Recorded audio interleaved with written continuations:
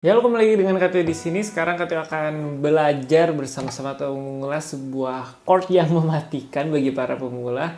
Kenapa sih chord ini sangat susah? Nah, sekarang kita mengulasnya bersama Galena Alphasris yang bisa kalian dapatkan di nomor WhatsApp di bawah. Nah, di video ini kita akan mengulas sama-sama kenapa sih chord yang dinamakan chord gantung itu atau bar chord atau chord balok itu susahnya setengah mati. Padahal kalau misal kalian belajar chord C atau chord G,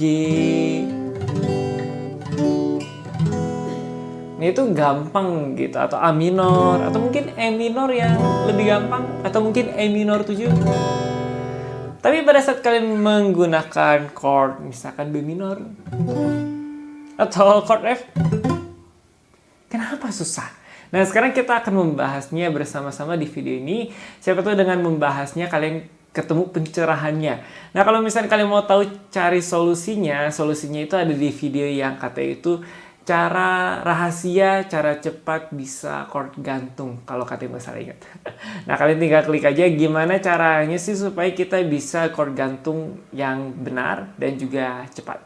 Nah, di video ini kita akan hanya membahas kenapa sih susah. Nah, kita akan fokus ke tangan kiri Kateo karena gitarnya biar lebih gampang. Kenapa sih susah? Nah, hal pertama yang kenapa susah karena bentuk daripada tangan kita itu yang nggak biasa. Kalau misalkan yang pertama itu cuma misalkan C, chord C, G, terus E, A minor, atau mungkin D, atau mungkin apa ya, E minor. Nah, lihat cengkraman tangan kita itu seperti ini, jadi seperti menggenggam. Nah, tapi kalau misalkan chord balok, misalkan seperti ini, nah lihat posisi tangan kita itu ke bawah.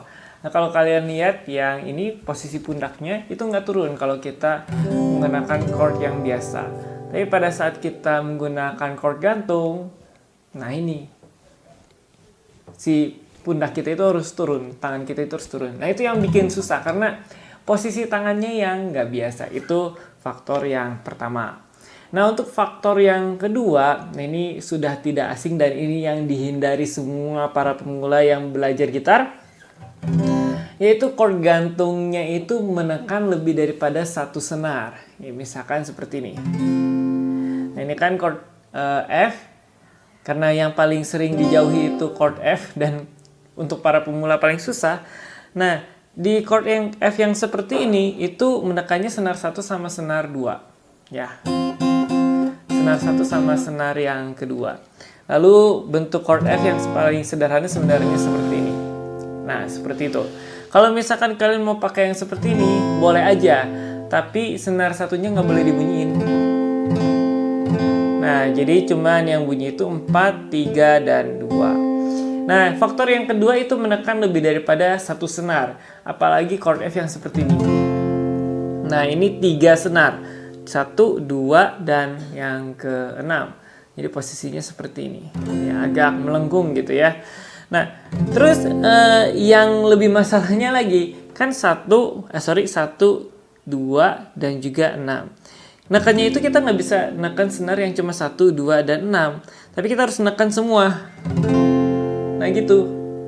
Jadi aduh itu butuh tenaga yang banyak gitu. Kalau B minor juga sama. Kalau B minor sih agak lebih mendingan ya. Senar 1 sama senar 5 itu harus ditekan. Nah, kalau kalian bisa mengatur kekuatan daripada jari kalian yang terutama di jari telunjuk, kalian bisa kira-kira oh saya lebih kencengnya di kenceng nekannya itu dari senar 1 sama 5. Ya kalau misalnya yang pemula ya yang mau nggak mau tekan semua. Tekan semua yang senar 1 sampai 5. Apalagi ketemu chord yang F crash minor seperti ini. Nah, pasti aduh udah nekannya susah terus nggak bunyi. Terus pada saat ketemu chord yang misalkan lagu yang ada F crash minor kan jadi merusak suasana gitu. Mending ganti chord lain aja, yaitu chord yang ya yang susah bikin nggak mood main gitar gitu. Nah, itu faktor yang kedua. Nah, faktor yang ketiga ini juga, nah ini biasanya kalau udah bisa chord gantung, faktor ketiga ini yang bikin ogah kita pakai chord gantung meskipun kalian sudah bisa main gitar gitu.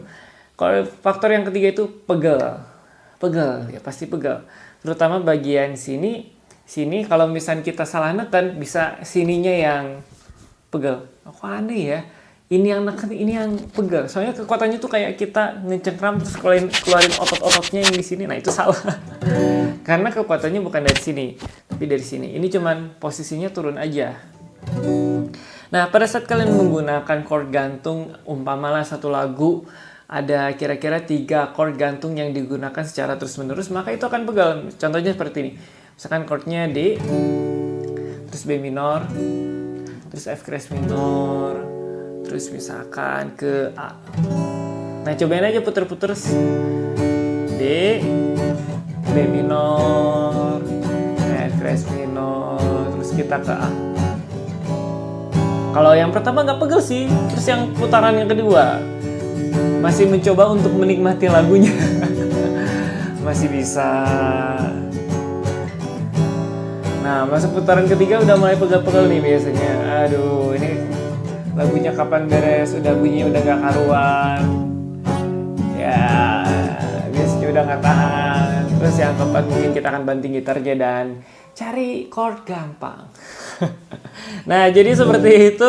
Kenapa chord gantung itu mematikan untuk para pemula seperti kalian? Dan mungkin juga kalian pernah mengalami hal yang sama. Nah, faktor yang keempat, faktor yang terakhir nih. Kenapa chord gantung itu mematikan bagi pemula dan seperti chord kutukan gitu ya. Kalau kalian mau belajar gitar, itu nggak enak dipelajarin dan suaranya nggak enak waktu belajar. Kalau misalkan chord-chord yang misalkan seperti D, itu asal penempatannya pas, itu di genjreng enak. Begitu juga chord C. Kalau misalnya kita chordnya, nah kan tadi ada yang kurang kencang tuh, nekennya tinggal dikencengin aja. Udah selesai. Nah, kalau misalkan chord gantung itu banyak sekali yang harus kita pelajarin. Yang pertama ada posisi tangannya. Kita ambil contoh chord F. Posisi tangannya nggak boleh begini, nggak boleh begini, nggak boleh terlalu begini. Harus pas posisi tangannya, baru posisi tangan. Sudah itu posisi jari, nggak boleh terlalu ke sini, nggak boleh terlalu ke sini. Kalau ke sini, tuh kan tuh liatin. Harus pas, ya istilahnya harus deket-deket di fret besi itu. Terus jari lain juga harus kuat nekennya. Kalau C, G, D ya oke lah. Kita neken cuma satu senar. Ini udah telunjuknya harus neken banyak. Tengah manis kelingkingnya juga harus dipakai. Apalagi kalian yang nggak biasa pakai kelingking atau manis, wah itu pasti protes banget dan langsung kayak gini. Atau misalkan langsung begini. Padahal bentuk chord F aslinya seperti ini. Nah, terus nggak hanya itu, udah susah belajarnya penempatan penempatan jarinya susah. Apalagi yang susah, suaranya yang nyebelin. Coba aja. Coba bagi kalian yang baru belajar gitar, coba praktekin chord F sekarang. Tulis komentar di bawah rasanya kayak gimana gitu. Pingin kebanting gitar kan? Pingin lempar tuh gitar kan? Atau pingin menyerah kan belajar gitar? Atau sekarang sudah menyerah belajar gitar? Ini gara-gara chord ini biasanya. Tuh. Nekennya harus kuat-kuat. Dan kalau neken kuat pun belum tentu bunyi. Aduh. Aduh, sengsara banget kan? Nah, jadi mematikan sekali itu chord F itu. Nah, tapi bagi kalian yang sudah berhasil berjuang mengalahkan chord F dan bahkan bisa misalkan kunci jazz atau kunci blues yang pakai chord gantung yang lebih aneh, nah tulis komentar kalian di bawah. Bagaimana perjuangan kalian untuk menghadapi chord yang mematikan ini? Nah, bagi katanya sih sebenarnya butuh latihan yang sangat banyak. Dan jangan lupa cek video KT yang di cara rahasia, cara cepat bisa chord gantung. Nanti KT akan munculkan di link description di bawah. Nah, kalian bisa cek di sana. Oke, jadi begitu saja. Ingat di video ini yang bagi komentar yang macam-macam, kok cuma dikasih tahu susahnya? Ya iya, sesuai judul. Kenapa chord gantung mematikan? Kecuali KTO membahas solusi belajar chord gantung yang mematikan, kan beda. Oke, jadi begitu saja video kita kali ini. Tunggu katanya di video-video selanjutnya dan silakan komentar di bawah mau request belajar teknik gitar apa atau membahas tentang pergitaran apa. Oke, sampai jumpa di video-video selanjutnya. Dah.